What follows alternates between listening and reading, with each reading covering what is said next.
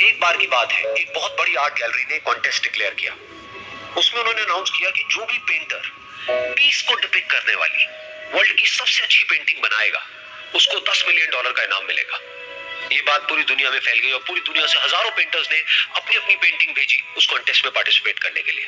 उन हजारों पेंटिंग्स में से जो इस कॉन्टेस्ट के जजेस थे, उन्होंने फाइनली 100 पेंटिंग्स को शॉर्टलिस्ट किया और उन 100 पेंटिंग्स की एक एग्जीबिशन लगाई।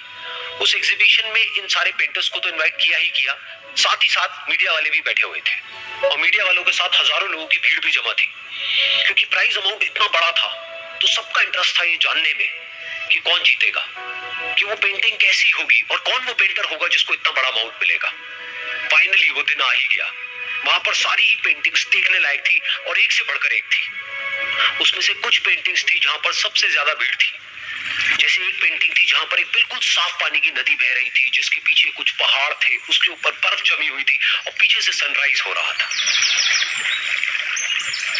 एक और पेंटिंग थी जहां पर पेंटर ने पीस को डिपिक्ट किया था फुल मून नाइट के थ्रू, यानी कि एक बिल्कुल पीसफुल लेक थी जिसका पानी बिल्कुल स्टिल था, इतना स्टिल कि उसके अंदर आप रिफ्लेक्शन देख सकते थे आसपास में जो भी कुछ था उसका, बिल्कुल एक मिरर की तरह। और बिल्कुल डार्क आसमान में कुछ तारे चमक रहे थे और एक चांद चमक रहा था।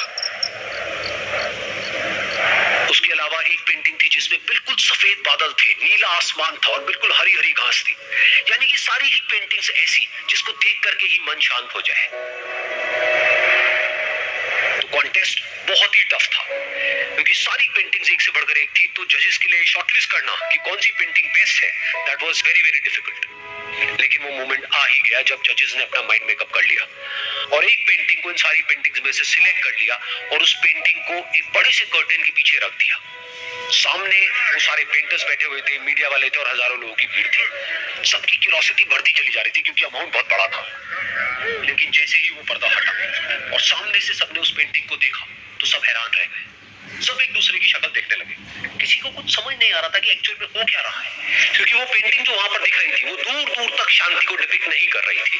तो सबको लगा कि शायद उस आर्ट गैलरी से कोई गलती हुई है या जजेस से कोई गलती हुई है और किसी गलत पेंटिंग को वहां पे रख दिया है। तो कुछ पेंटर्स एक साथ गए, जाकर के उस आर्ट गैलरी के ओनर से मिले और जाकर के उससे पूछा कि क्या ये कोई गलती है, गलती से कहीं कोई गलत पेंटिंग तो आपने वहां पे नहीं रख दी है। तो आर्ट गैलरी वाला थोड़ा सा मुस्कुराया और बोला नहीं, ये पेंटिंग बिल्कुल ठीक है, जजेस ने इसी पेंटिंग को सिलेक्ट किया है और यही पेंटिंग आज की विनर है। सारे पेंटर्स ये जवाब सुन करके गुस्से से भर गए और सबने मिलकर के रिवोल्ट कर दिया और ये देख करके सारे मीडिया वाले अपनी अपनी जगह से खड़े हुए और भागते हुए गए उस आर्ट गैलरी के ओनर के पास में और अपने अपने माइक उनके मुंह के आगे कर दिए। तो अगेन वो आर्ट गैलरी का जो ओनर था वो हल्का सा मुस्कुराया और उसने कहा कि मुझे कुछ बोलने से पहले एक बार इस पेंटिंग को आप लोग ध्यान से देखिए, थोड़ा पास से देखिए, शायद आपको कुछ ऐसा नजर आए जो दूर से नजर नहीं आ रहा है। क्योंकि आप सबने एक चीज तो देख ली कि इस पेंटिंग में आंधी है, तूफान है, चारों तरफ सब कुछ तहस नहस हो रहा है, आसमान में बिजली कड़क रही है, काले बादल है, ये सब तो आपने देख लिया। लेकिन एक चीज नहीं देखी कि इस पेंटिंग में एक घर भी है। उस घर में एक छोटी सी खिड़की है जहां पर एक आदमी खड़ा हुआ है। ध्यान से जाकर के देखिए, वो जो आदमी खड़ा हुआ है और बाहर देख रहा है उस घर से, उसके चेहरे पर कोई डर नहीं है बल्कि हल्की सी मुस्कान है, एक ठहराव है, एक सुकून है और यही है शांति का असली मतलब।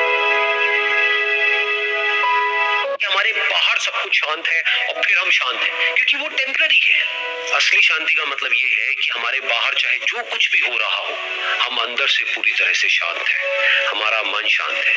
क्योंकि जिसका मन शांत नहीं है उसको चाहे आप कितनी भी सुंदर से सुंदर जगह पर ले जाकर के बिठा दो, वो वहां पर भी जाकर के दुखी ही रहेगा। लेकिन दूसरी तरफ से जिसका मन शांत है, उसके बाहर चाहे कुछ भी हो रहा हो, चाहे मौसम कैसा भी हो, चाहे उसके आसपास में सब कुछ तहस नहस हो रहा हो, तूफान हो, लेकिन वो अंदर से बिल्कुल शांत रहेगा।